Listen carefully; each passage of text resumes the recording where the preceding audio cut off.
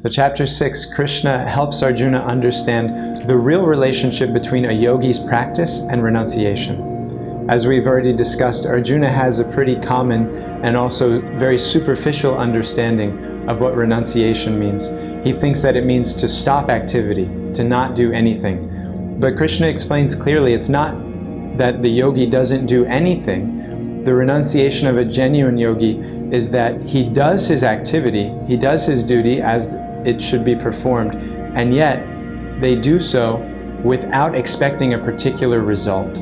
And this is the secret.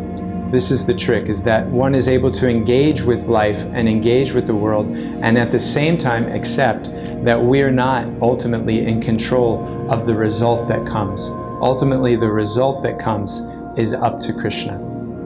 And when one recognizes this, then real peace and real satisfaction and real fulfillment in our work can come. But just to help Arjuna really settle in to these wild ideas that Krishna is presenting him, Krishna plays a little bit of reverse psychology with Arjuna. He begins to describe the process of realization that Arjuna has already decided is the one he should follow. And Krishna starts to explain to him exactly what doing that would entail and what it would look like for him.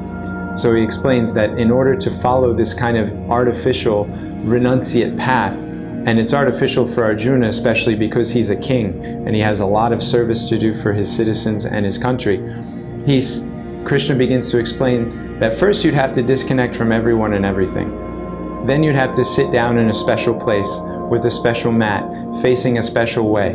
And then you'd have to begin to breathe in a very controlled manner and stare at the tip of your nose with your eyes half open, but not totally closed, because then if you totally close them, you'll probably fall asleep.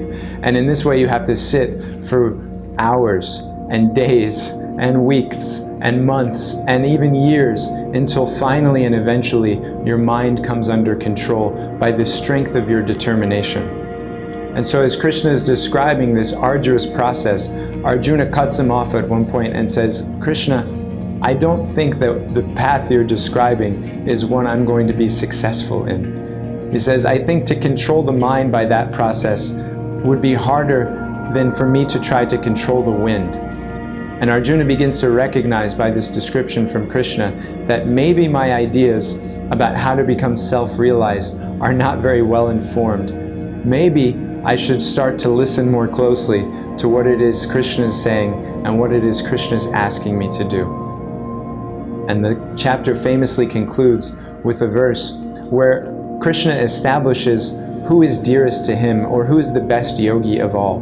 Because there's different approaches to yoga, and there's also to some degree a different result in each of the yoga practices.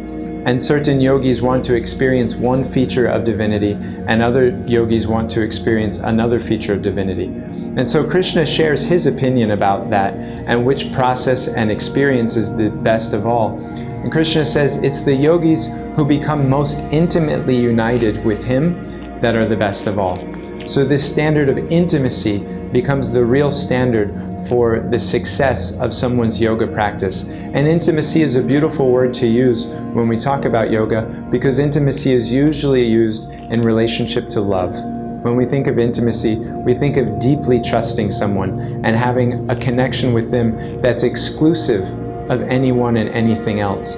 And this is exactly what Krishna says, this kind of deep and exclusive connection which he looks for in the yogis and considers to be the best of all.